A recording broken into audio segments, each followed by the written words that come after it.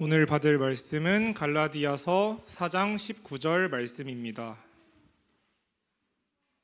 갈라디아서 4장 19절 말씀입니다. 다 찾으신 줄 알고 다 함께 합독하시도록 하겠습니다.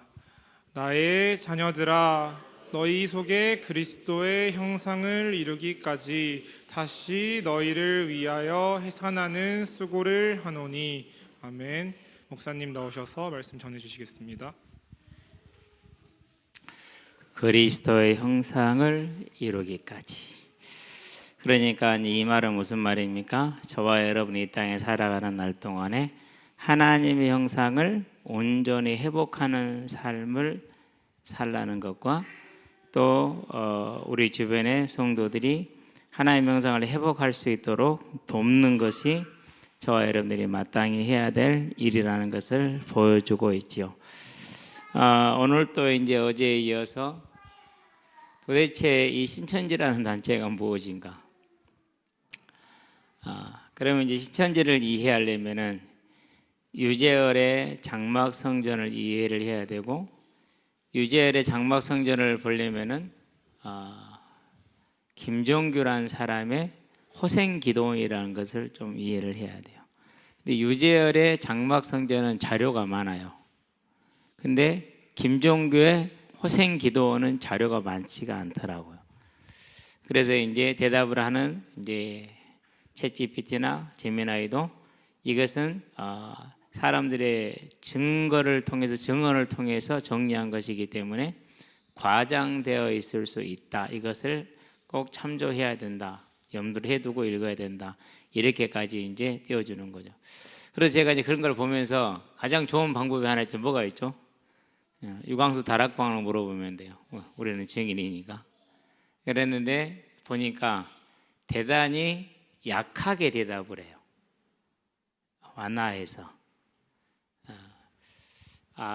이렇게 대답을 한다면 지금 내가 보고 있는 이 내용들은 대단히 약한 내용이겠구나 라는 것을 간접적으로 우리가 이제 추론을 해볼 수 있는 거잖아요. 그렇죠? 그래서 이제 궁금했어요. 왜 유재열을 어린 양이라고 그러고 또는 왕자라고 그러고 그 유일한 계시의 해석자이고 말세의 구원자라고 말하는가? 근거가 뭘까? 성경적인 근거가. 물론 성경적인 근거는 10장에 보면은 이제 작은 두루마리가 나오죠. 그 책을 자기가 받아 먹었다고 얘기를 해요. 근데 그냥 얘기하는 게 아니에요. 환상을 내가 이런 환상을 보았다고 얘기하죠. 그런데 그런 환상은 둘 중에 하나예요. 본인이 꾸며낸 것이든지 안 그러면은 귀신으로 말미암아서 속은 것이든지. 그런데 본인이 그렇게 내가 사기쳤다고 말을 했어요. 그러니까 본인이 거짓말로 꾸며낸 것이 맞겠죠. 본인이 쉽게 그렇게 얘기를 했어요. 내가 사기친 것을, 내가 거짓말한 것을 내가 거짓말했다고 말하는 게 내가 뭐 어떻게 비교져야 되느냐. 나는 내가 거짓말한 걸 알기 때문에, 내가 사기친 걸 알기 때문에 내가 하나님으로부터 시험받은 말세의 일꾼이라고 말을 전제하고 그런 나를 배도자로 세우는, 그래서 배도와 멸망자와 구원자라는 이 교리를 만들어낸 신천지는 나 자신이 거짓말했기 때문에 나는 한 번도 하나님께 부름받은 적이 없다. 그렇기 때문에 이것은 거짓말이다. 내가 거짓말했듯이 그런데 나를 참 선지를 여겼다면은 그래야 배도자가 되잖아요. 그럼 나는 처음부터 참 선지자가 아니었고 나는 거짓말하는 자였기 때문에 신천지는 근간이 흔들리는 거다. 이렇게 이제 나중에 얘기를 하게 되죠. 근데 왜 유재열을 따르는 사람들이 그것을 믿게 됐는가? 이게 중요하잖아요. 찾아보다 보니까 연결되어 있는 기사가 하나가 있어요. 디스패치라는 그런 기사인데요. 대단히 종교적인 내용인데 정말로 정리를 잘했어요. 어떤 뭐라고 할까 전문가들이 말한 것보다 정리가 잘 되어 있어요. 이제 김종규 및 호생기도원에서 엄마를 따라서 이 유재열이가 다니기 시작을 한 거예요. 근데 이런 기도원, 그때 당시에 한국 교회 현상이기도 합니다만은요, 방언을 통변하는 통변, 뭐 이런 것들이 이제 이런 은사 위주의 그런 이제 신앙생활을 많이 했어요. 근데 이제 유재열이 엄마는 중국어 방언을 받았어요. 중국어를 유창하게 하는 거예요. 유재열은 그럼 왜 엄마를 따라다녔느냐? 기계체조 선수였어.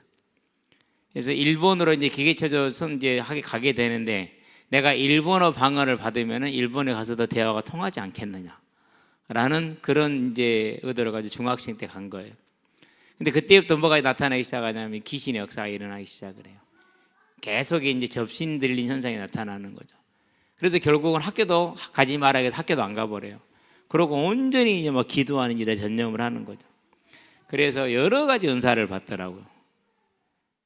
그러는 중에 이 호생 기도원에서 성적인 문제가 터졌어요. 호생 기도원 원장 김종규가 여신도하고 성적인 타락의 문제가 생겼어요. 그래서 그들이 이제 경기도 과천으로 나와요. 그때 따라 나온 게 유재열이더라고요. 날아났는데 거기서 또 생겼어요.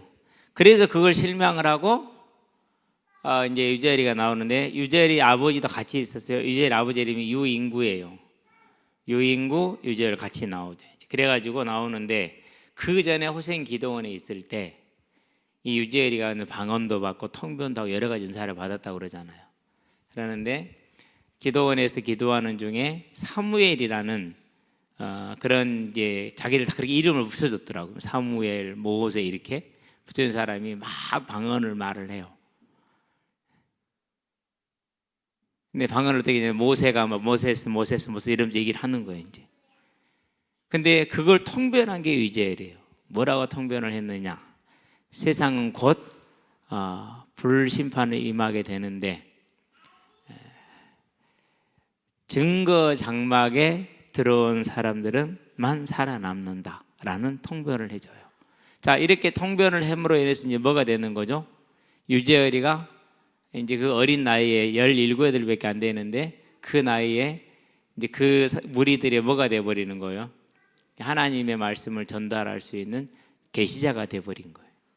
근데 이런 영적인 현상들이 한두 개가 나타나는 게 아니에요. 근데 여러분 이거요 아무것도 아닌 것 같죠? 우리는 계속 말씀만 다져왔기 때문에 그게 별거 아니지만은요. 제가 청년 때 내 주변에 누가 있었다고요? 정범수 있었다고 그랬잖아요. 범수가 그런 친구였어요. 영서도 쓰고 우리가 방언하면은 그것 전부 다 해석 다 하고 30 몇 가지 은사를 받았던 친구예요.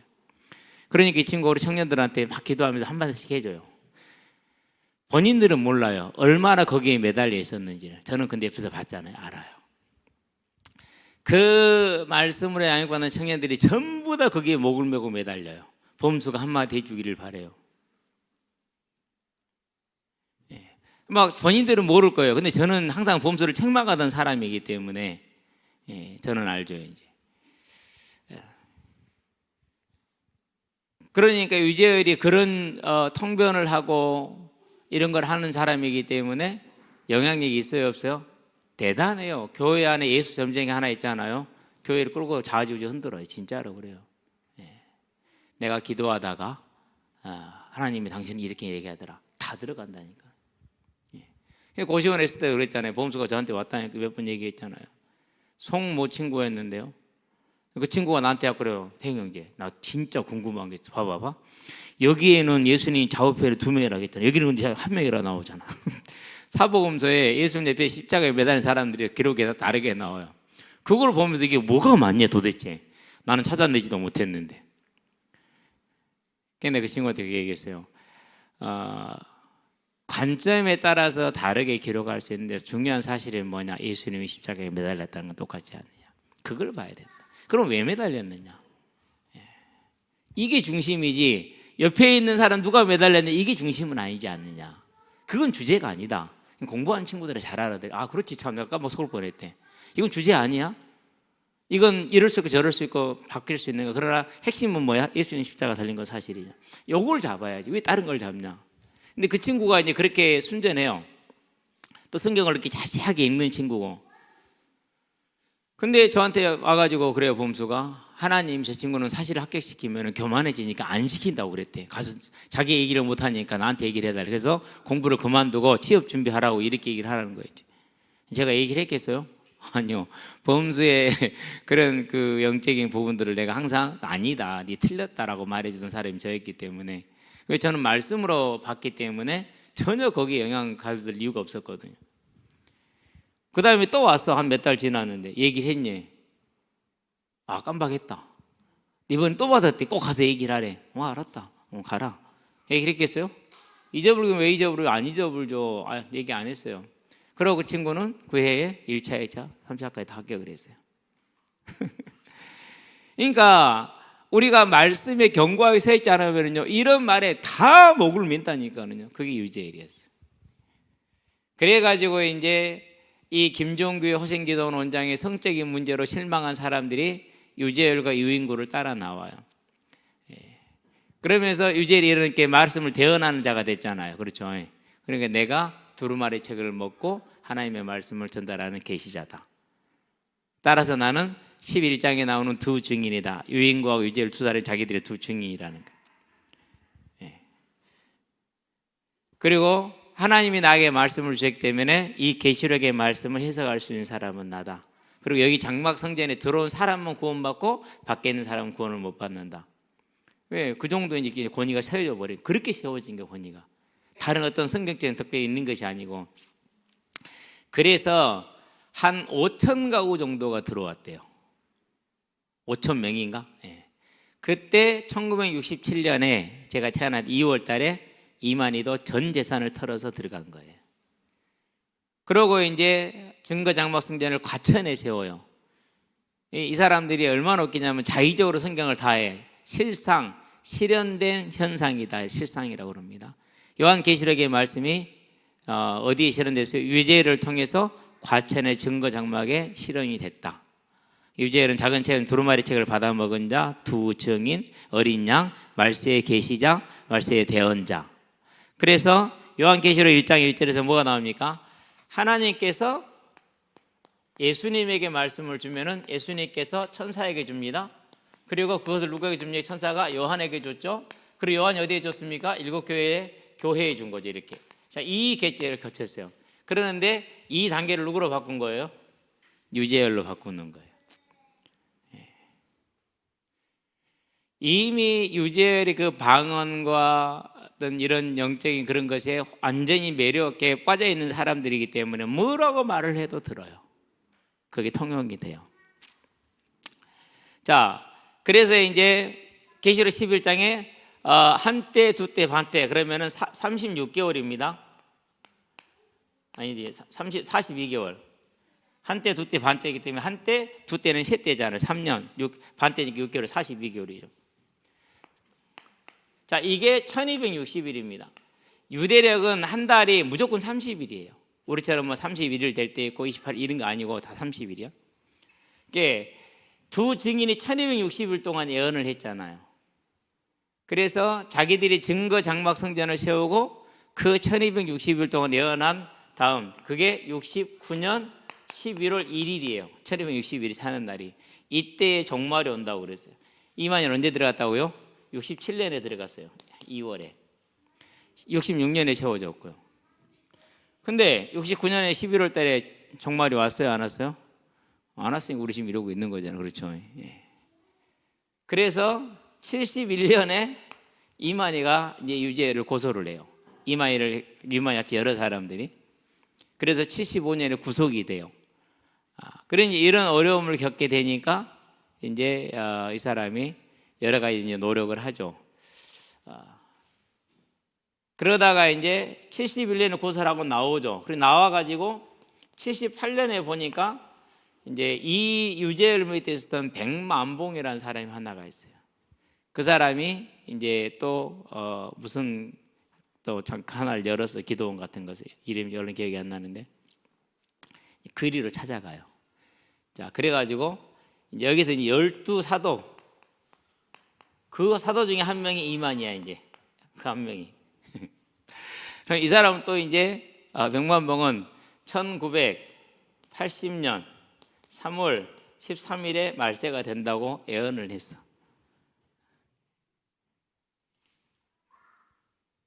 그래가지고 이제 말세가 이때 온다고 그러니까 사람들이 뭐 하죠? 이제 또 재산 다 팔아가지고 또 이제 하는 거죠. 근데 3월 12일 날 이만희가 이제 여기서 나와요. 나와가지고 이제 14일 날 이제 자기들의 모임을 갔는데 그때 홍종효란 사람이랑 같이 나오더라고요. 근데 홍종효랑 두 사람이 뭐로 가느냐? 이제 유재열이 자리를 자기들이 들어가요. 작은 두루마리 책을 받아 먹은 자 자기들이 받아 먹었어요. 그러니까 그 책은 하나인데 유재열도 먹고 이만희도 먹고 종효도 먹고 다 먹어. 그래서 서로 이제 누가 제일 힘주냐고 이제 다퉈. 그래서 홍종효하고는 헤어져 이제. 헤어지고 자 이렇게 하면서 이제 1980년 이제 이때에 유재열이 이만희를 고소를 해요. 이게 중요해요. 그래서 98일 동안 유치장에 있다가 3년 6개월 집유를 받고 나와요. 뭐죠? 한때 두때 반때 3년 6개월 요걸 받고 나와요. 그래서 다니엘서 7장 25절에 그 한때 두때 반때에 그 어린 양이 나다 이렇게 얘기를 해요. 그래서 유재열의 위치를 자기를 그대로 집어넣어요. 단지 한 가지만 바꿔요. 말세를 콕 찍지 않아요. 어떻게 하느냐? 14만 4천 명이 참여는 된다 이렇게 얘기를 해줘. 근데 지금 14만 4천 명이 넘었습니다. 근데 말세가 왔어요 안 왔어요? 종말이 안 왔잖아요. 그렇죠. 이거 어떻게 바꾸느냐? 믿음이 부족해서 그렇다. 그래서 이제 이만희를 통해서 이만희를 유재열이 옮겼으니까 작은 책을 두루마리를 받아 먹은 자 그리고 이 핍박을 받은 자잖아요. 그러면서 유재열 씨가 교회를 오평호라는 청지기 교육원이라는 장로교 측에 넘겨버렸어요. 오평호는 연세대 교수고요. 그걸 배교라고 얘기를 해요. 그리고 그 오평호를 비롯한 거기 함께했던 목사님들을 이제 멸망자라고 표해요. 사단의 일꾼 멸망자. 저와 여러분 전부 다 저 같은 사람 누구 뭐라고 말해요? 바벨론. 신천지 저 같은 사람을 바벨론 이렇게 얘기를 해요. 지그들 멋대로 하는 건데요. 그걸 지켜본 자가 누구냐? 계시록의 말씀이 과천의 증거 장막 성전의 유재열을 통해서 성취가 됐는데 거기에서 배교가 일어났고 멸망자가 교회를 망쳤고 그걸 다 지켜보고 거기에서 구원할 자를 하나님이 새로 세웠는데 그게 이만희다 이렇게 나와요. 그래서 이만희는 작은 책을 두루마리를 먹은 자다 곧 하나님으로 직통 계시를 받아. 영으로 부활하신 예수님이 자기와 함께 신인 합일이에요. 신과 사람이 하나가 되는. 그래서 이만희는 육체 영생을 받은 몸이에요. 영혼이 죽지 않는다. 근데 지금 96세잖아요. 31년생이니까 57세죠. 죽을 날이 가까이 오잖아요. 그러니까 그 말 이제 육체 영생이라는 말을 이제 없애기 시작을 했어요. 그러고 이것은 강사들이 잘못 가르친 것이다. 이렇게 이제 말을 바꿨어요. 가장 큰 줄기가 육체 영생이었는데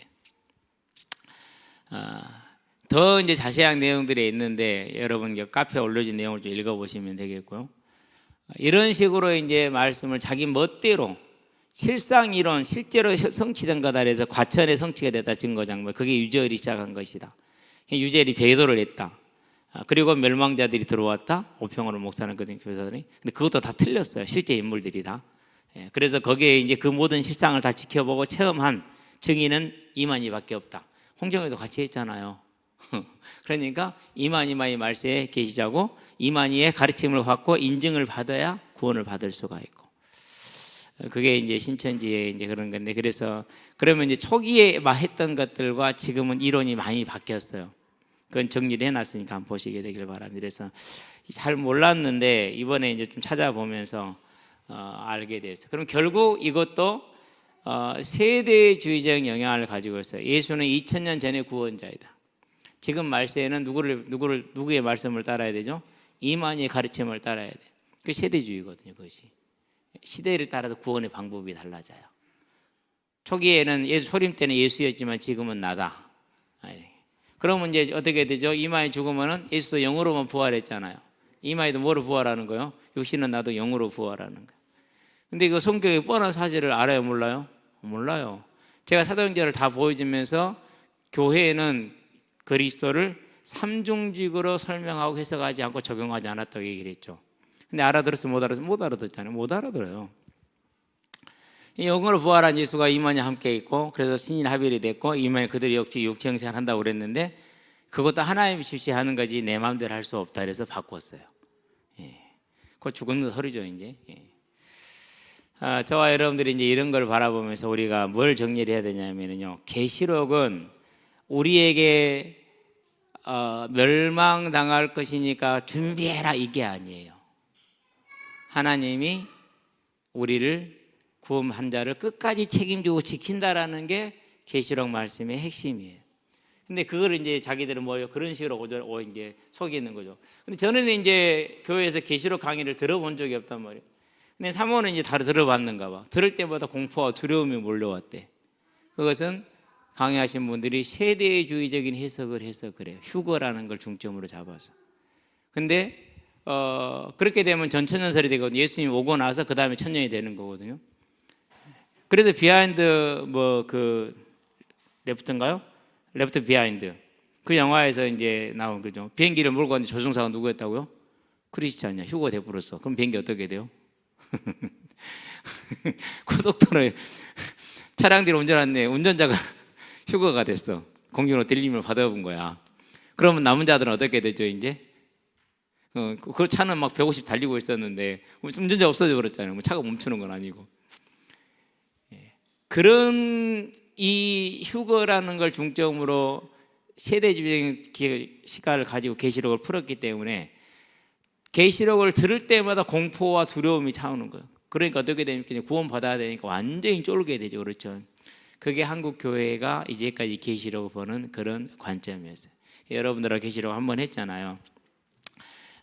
참 감사해요. 그래도 그런 세대주의 하지 않고 전 개혁 신학을 바탕으로 해서 해왔다라는 거. 정말 감사한 일인 것 같아요. 하여튼 저와 여러분들은 이런 말세를 잘 보면서 오늘 메시지도요, 구원은 하나님 형상을 회복하시는 것이다 이렇게 회복하는 거라고 얘기를 했어요. 전체적으로 조금 흐름을 봐야 돼요. 자, 먼저 뭐가 있었습니까? 하나님께서 우리를 창조하셨죠.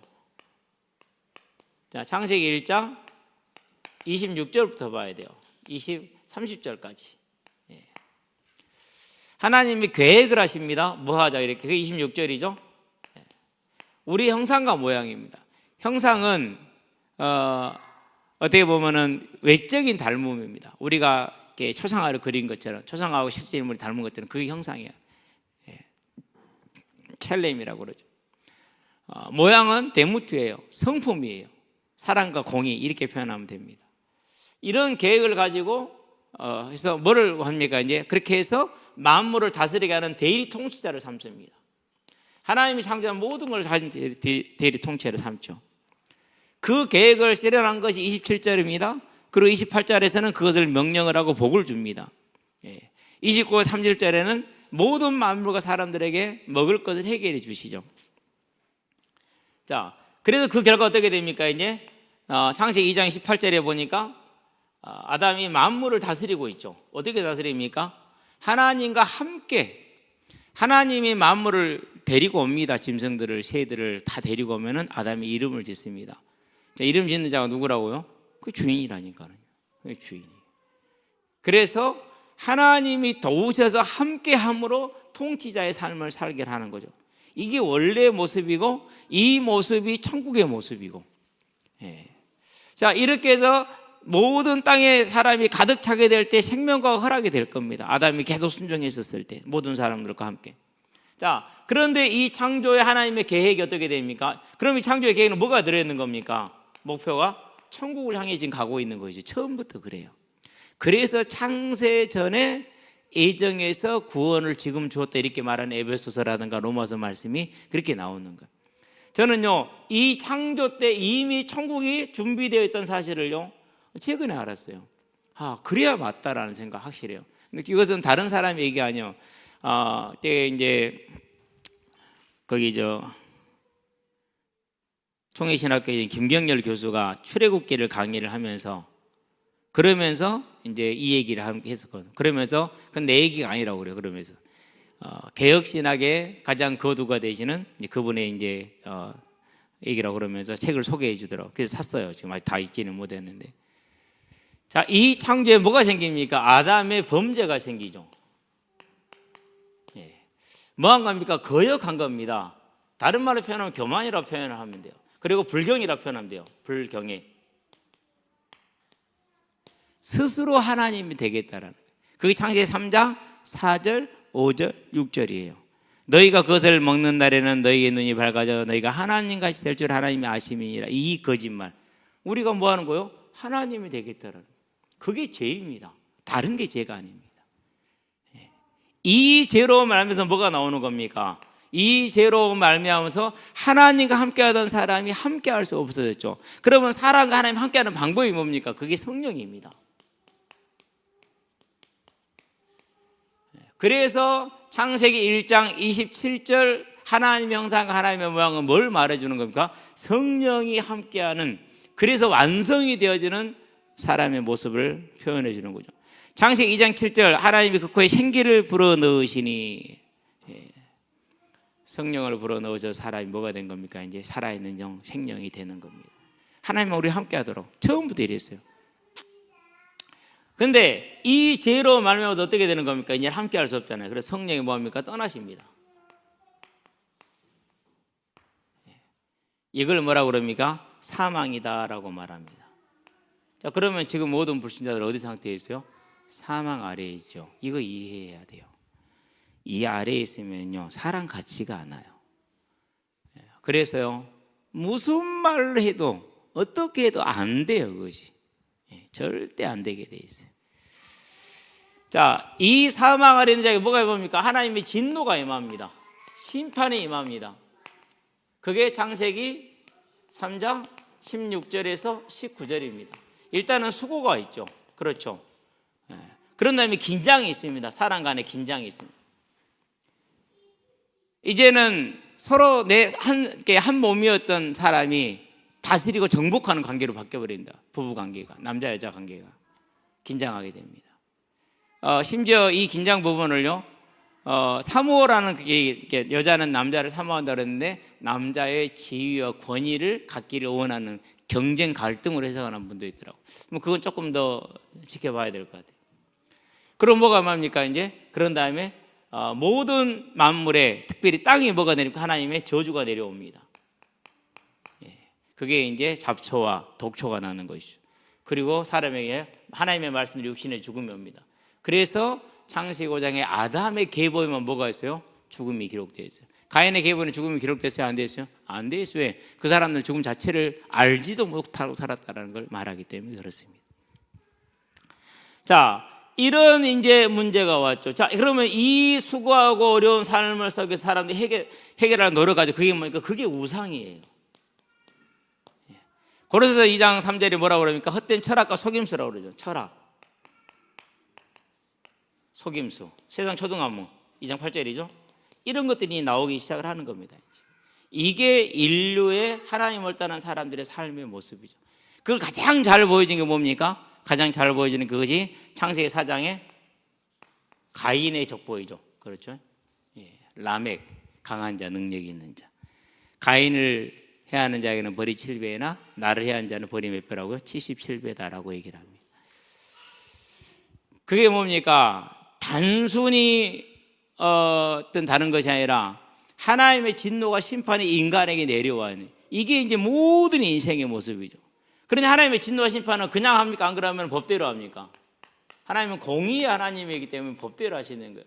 그래서 뭐가 있습니까? 그래서 질서가 있는 거예요. 이 질서를 뭐라고 합니까? 이게 여기 이걸 가지고 사람들이 이제 제가 해석하는 거예요. 그래서 이걸 가지고 점을 치는 거예요. 사주팔자. 수천 년 동안 누적된 그 누적된 걸 가지고 귀신의 역사를 통해서 점을 치는 거죠. 그러니까 하나님의 그 진노와 심판의 질서를 악용해 먹는 거죠. 그렇게 해서 그 안에 기생을 하는 거죠. 방금 말했던 유재열 같은 경우도 마찬가지고. 그 많은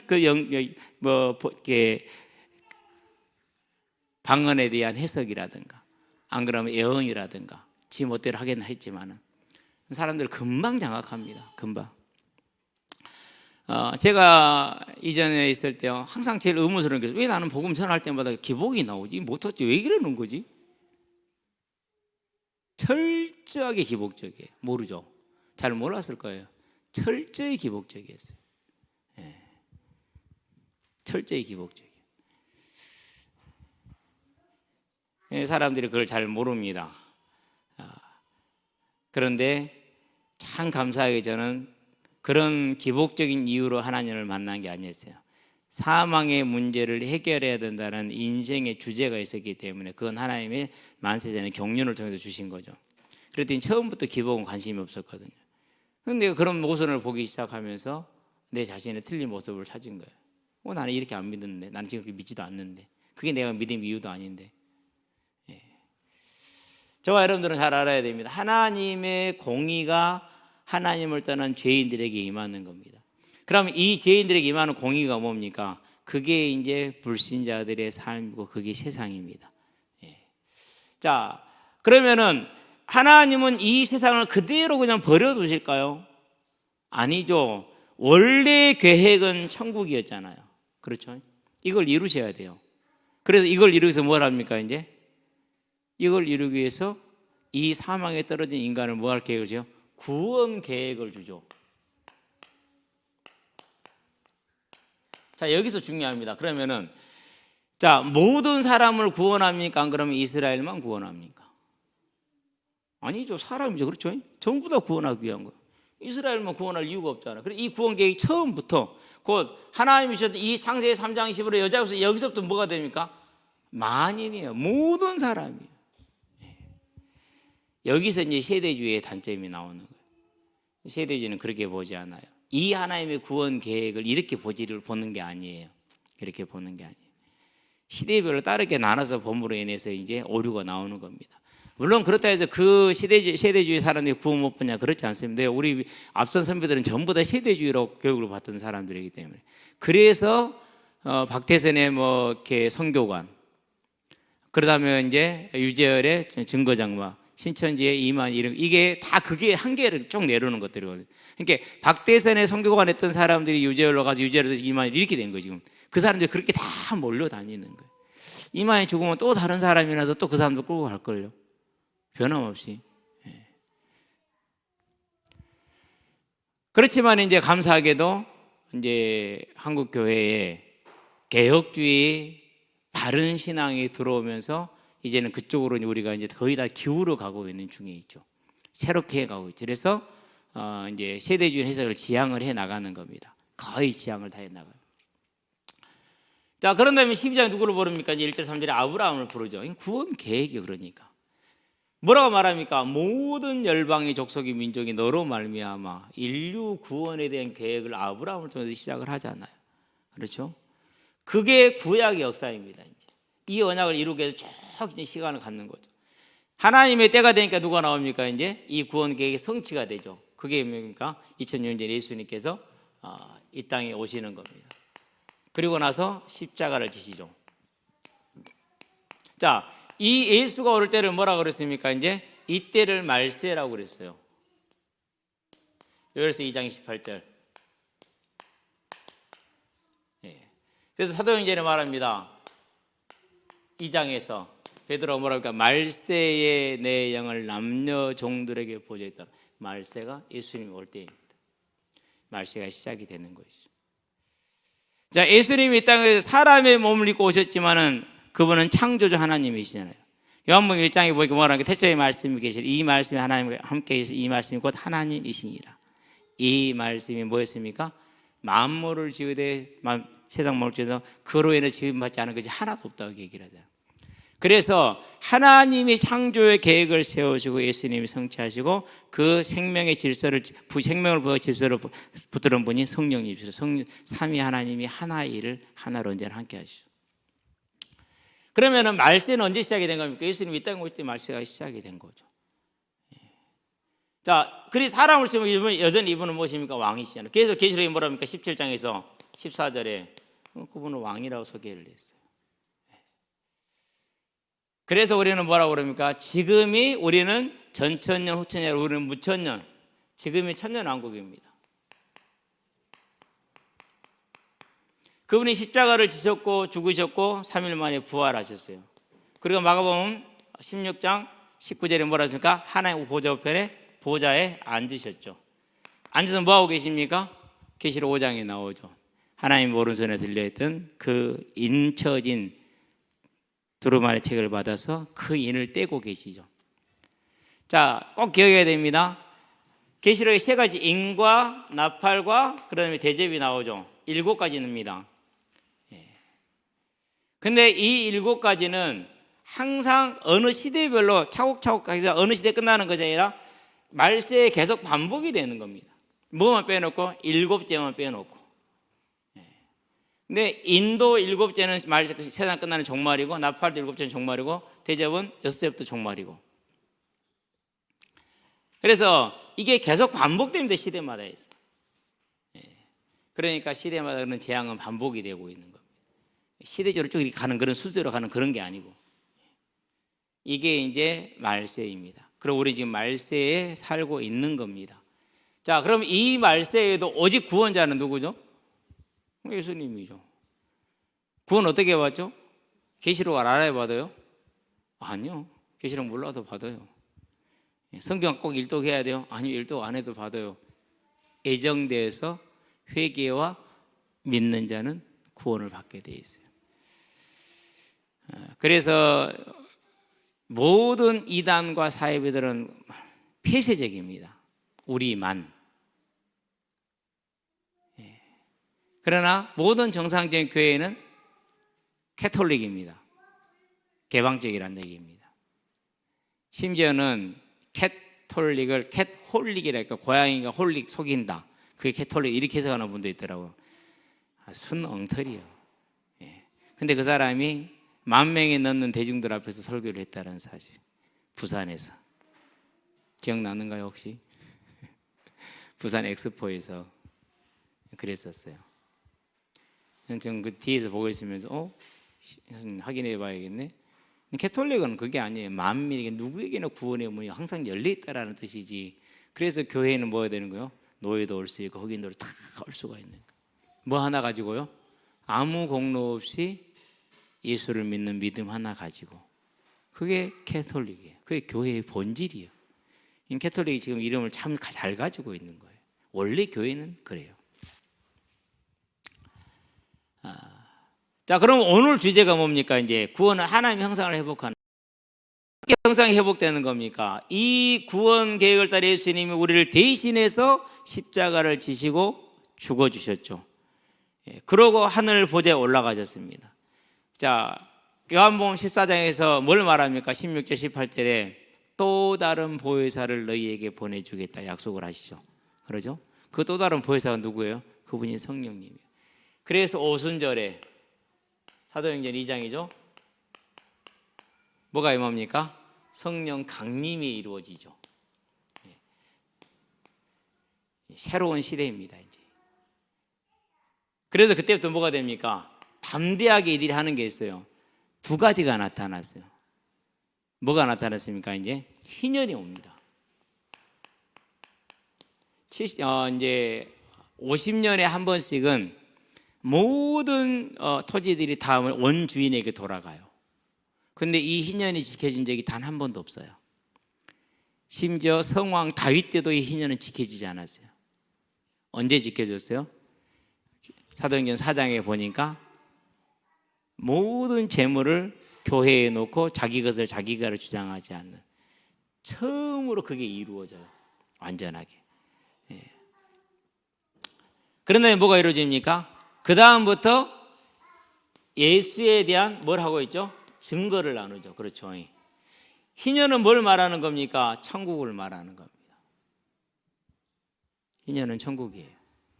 저와 여러분이 천국 가서 네 거 내 거 따져요? 아니잖아요.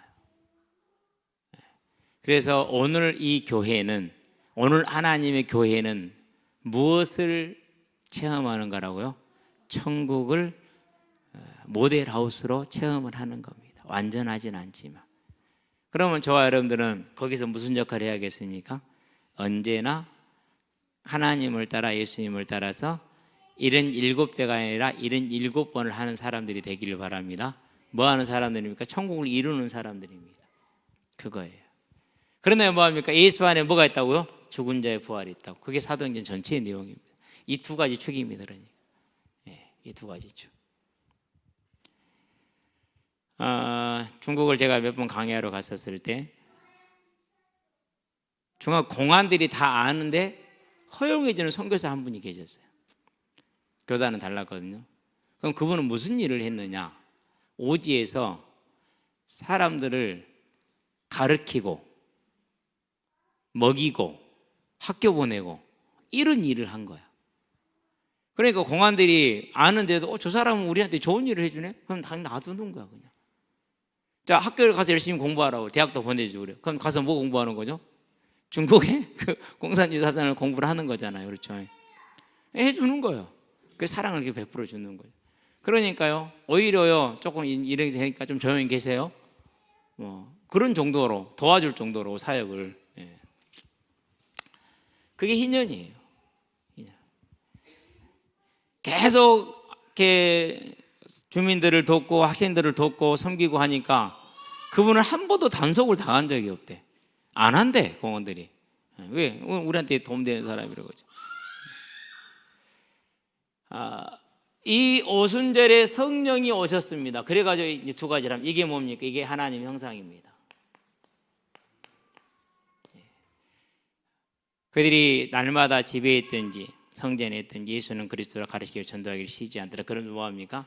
모든 이들의 필요를 댑니다. 자, 그럼 이 시간에 예루살렘이라는 그 좁은 도시에 모여진 성도의 수가 몇 명입니까? 한 2만 명 돼요.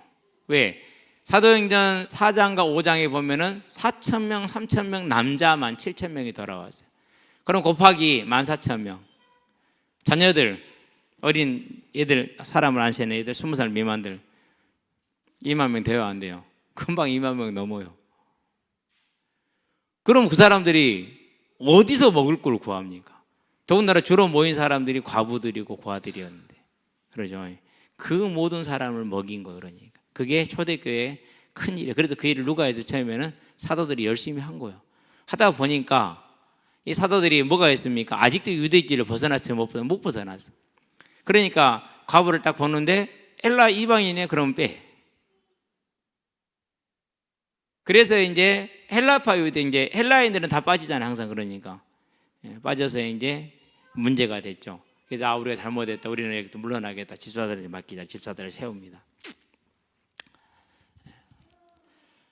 곧 하나님의 형상이 우리에게 회복됐다는 이걸 말하면, 그러면 하나님의 형상을 뭘 말합니까? 사랑입니다. 첫 번째가. 그런데 뭡니까? 그런 다음에 공의입니다. 다른 말로 표현할게요. 거룩이라는 말로 표현하는 게 훨씬 더 낫습니다. 쉽습니다. 그래서 일제 때도 일본 제국주의도 손못대는 것이 뭐였느냐? 이거였어요. 파출소 10개 세우는 것보다 교회 하나 세워지는 것이 그 지역을 안정화시키고 범죄 없는 지역으로 만드는 큰 역할을 한다고 그랬어요. 뭐요? 이럴 수 있으니까. 1907년에 평양의 대부흥은 어떻게 시작이 됐어요? 이걸로 시작이 됐어요. 이걸로. 자, 그러면 이제 답이 나오죠. 저와 여러분이 어느 길을 가야 되는지. 곧 내 삶에 하나님이 말씀하시는 열매가 무엇이 나와야 되는지. 그래서 갈라디아서 5장 21절, 19, 22절부터 23절에 나오는 그 열매들이 있죠. 9가지 열매들. 사랑과 희락과 화평과 오래 참음과 자비와 양상과 충성과 절제와 온유가 나오잖아요. 그렇죠? 이 열매, 요게 하나님 형상입니다. 성령 하나님이 우리 안에 거하시기 때문에 저와 여러분은 어떤 사람을 끌어갑니까? 어려움이 없고 힘든 일을 믿음으로 끌고 갑니다. 믿음은 뭡니까? 내가 주인 되는 것이 그분이 주인 되는 겁니다.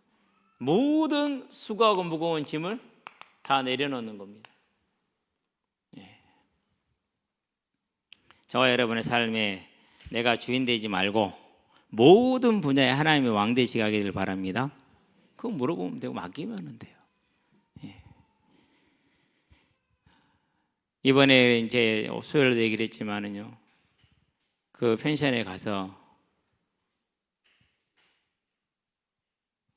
뻔히 알 텐데, 그게 우리 처제도 잘 알고 우리 동서도 잘 알고 너무너무 잘 알더라고요. 그럼 우리 집안도 다 아는데 같이 식사를 하는데 술이 없으면 고기를 못 먹는데 술 사러 가.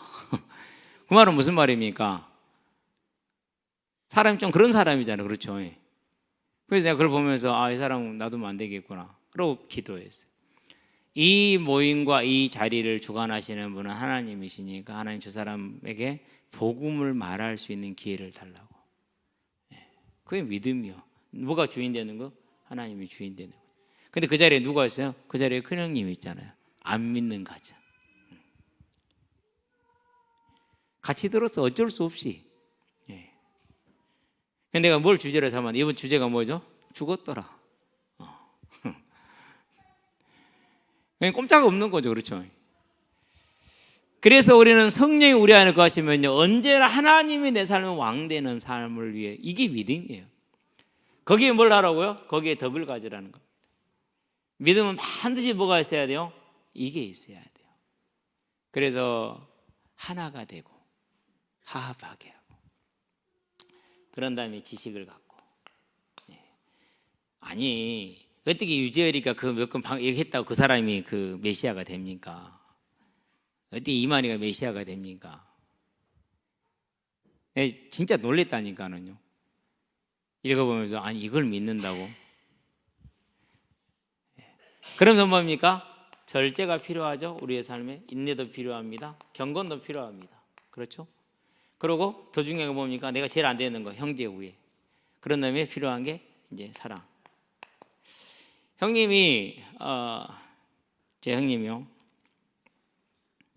자꾸 애완닭을 부화를 시켜서 키워서 갖다 주래. 형님 잘 못해요. 갖다 줘도 잘 못하는데.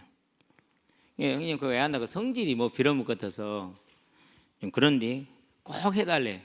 그래서 이제 알았다고 했는데 이번에 이제 5일 날 가서 오면서 은계알하고 알을 가지고 왔어요. 형님은 이제 어렵게 키우지를 힘드니까 가져왔는데 은계를 부화를 시켰단 말이에요. 그러고 25일 날 이제 갔다가 집에 왔잖아요. 그럼 5일 날 시작했으니까 25일이면은 20일이나 되잖아요. 근데 한 마리가 딱 부화해 있는 거야. 3일이나 더 남았는데 앞으로도. 너 뭐냐? 대가리가 하얘.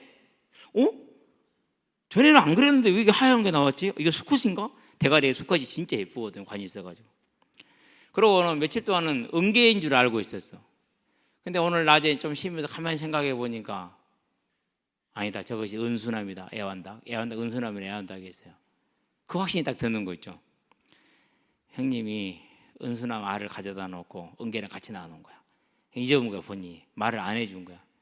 아무리 쳐다봐도 은계도 오늘 4마리 부화했거든요. 오늘 부화를 해서 4마리가 아무리 쳐다봐도 달라.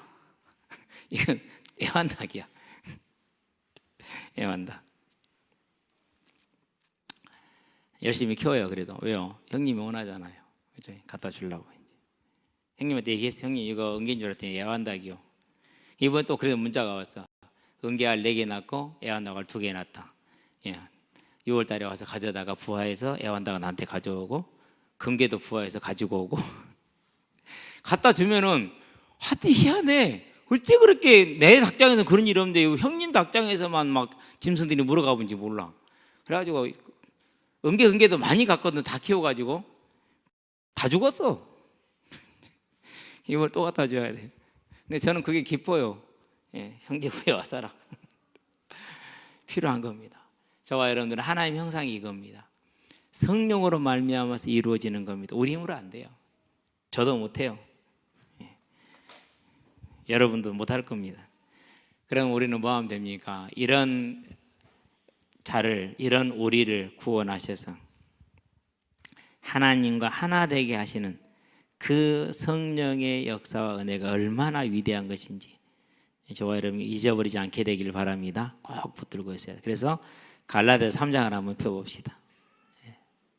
13절, 14절 한번 꼭 읽어봐야 될 것 같아서요. 같이 읽어봅시다. 자, 준비됐죠? 함께 합니다. 그리스도께서 우리를 위하여 저주를 받은 바 되사 율법의 저주에서 우리를 속량하셨으니 기록된 바 나무에 달린 자마다 저주 아래에 있는 자라 하였습니다. 이는 그리스도 예수 안에서 아브라함의 복이 이방인에게 미치게 하고 또 우리로 하여금 믿음으로 말미암아 성령의 약속을 받게 하려 함이라. 성령을 받아서 이 열매를 맺게 하겠다라는 겁니다. 저와 여러분의 삶에 작지만 하나하나 열매를 맺어 나가는 하나님의 형상을 회복하는 믿음의 삶을 살기를 주의 이름으로 축원드립니다. 기도하겠습니다. 하나님,